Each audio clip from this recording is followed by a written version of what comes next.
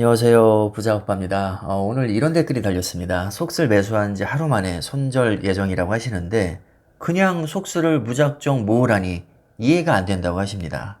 당연히 이해가 안 되겠죠. 저는 그렇게 말한 적이 없거든요. 저는 무작정 모으라고 한 적이 없습니다. 100% 손실 각오하고 종목에 대한 확신이 있는 사람만 여유 자금으로 분할 매수하라고 했죠. 리스크 감수하기 싫으면 주식을 아예 하지 말라고 정말 극단적으로 말한 적도 있습니다. 간혹 댓글로 왜 맨날 똑같은 얘기만 하냐 라고 하시는 분이 계신데 맨날 똑같은 얘기를 반복해도 이런 댓글이 달리기 때문입니다. 사실 그럴 수밖에 없는 게 모든 분들이 제 모든 영상을 다 보는 게 아닙니다. 아주 일부만 보는 분도 계실 거고 또 최근에 유입되신 분들은 아무래도 최근 영상만 볼 수밖에 없겠죠. 그럼 한두 개 영상을 보고 저를 판단할 수밖에 없습니다. 그렇기 때문에 중요하다고 생각되는 얘기는 제가 계속 반복을 하고 있습니다. 이렇게 반복을 해도 분명히 오해하시는 분들이 계속 생깁니다. 뭐 그건 어쩔 수 없다고 보고요. 그나마 제가 할 수 있는 최선은 또 반복을 하는 겁니다. 그래서 한 번 더 정리해서 말씀을 드리겠습니다. 첫 번째, 반드시 여유 자금으로만 매수를 하셔야 됩니다. 두 번째, 적립식으로 분할 매수하는 게 좋습니다. 그렇다고 거치식이 무조건 나쁘다는 것이 아닙니다. 만약에 지금이 저점이라는 보장이 있다면 분할 매수보다는 거치식이 훨씬 좋죠. 하지만 반대로 고점이라면 굉장히 큰 손실을 입을 수밖에 없습니다. 그렇기 때문에 내가 조금 덜 먹더라도 욕심을 버리고 리스크를 조금 더 해칭하자, 방어하자, 이런 의미로 이해를 하시면 됩니다. 돈을 버는 것도 중요하지만 잃지 않는 것도 굉장히 중요하거든요.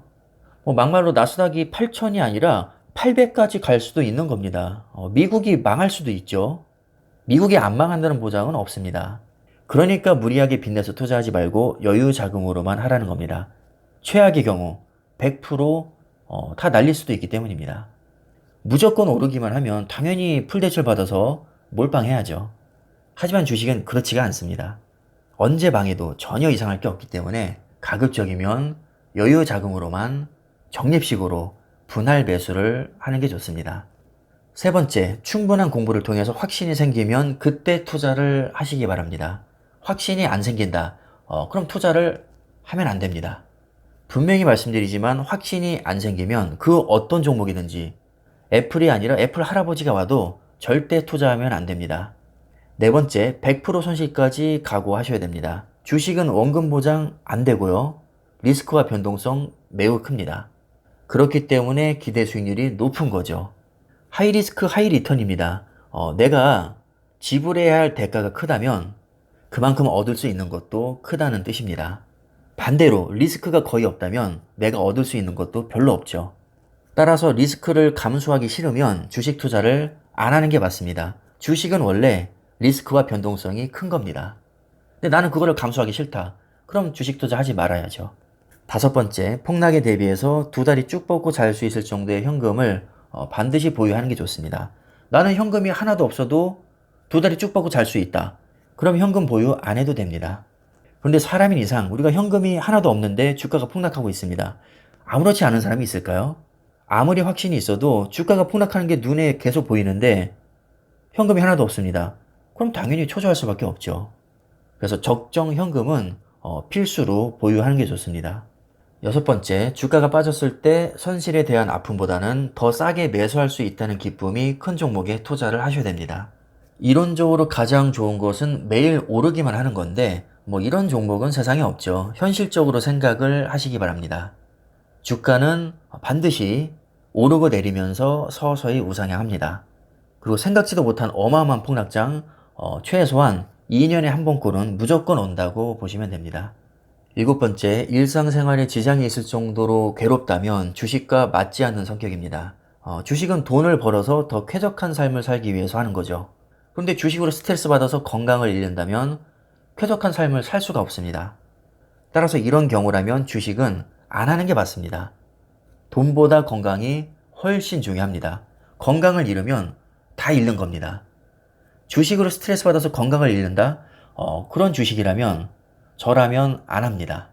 여덟 번째, 남에게 확인받아야 마음이 놓일 정도면 이미 확신이 없는 겁니다. 이 종목 투자해도 되나요? 이 종목 이 가격대까지 올까요? 이런 질문을 한다는 것 자체가 확신이 없다는 겁니다. 그런 종목이라면 절대로 투자하면 안 됩니다. 제가 장담하건대 그런 종목은 위기가 오면 쪼그라서 패닉셀하게 되어 있습니다. 내 돈 가지고 내가 투자하는데 남한테 확신이 있고 없고가 왜 중요한가요? 내가 확신이 있어야죠. 나에게 확신을 주는 종목이 아니라면 절대로 투자하시면 안 됩니다. 자, 어떻습니까? 이래도 무작정 투자라는 말로 들리시나요? 오히려 그보다는 주식 투자 그냥 하지 마세요. 이 말에 가까워 보입니다. 주식 투자 결코 쉬운 거 아니고요. 지켜야 할 원칙도 많습니다. 자신이 없다면 아예 시작을 안 하는 것을 저는 추천을 드립니다. 주식 한다고 다 돈 벌고 다 잘 살고 그런 거 절대 아니거든요. 오히려 주식으로 망하는 사람이 훨씬 많습니다. 그러니까 신중하게 생각하시고 절대 무작정 매수하지 마시고 신중하게 투자하시기를 바라겠습니다. 자, 그럼 오늘 영상 여기까지 하겠습니다. 감사합니다.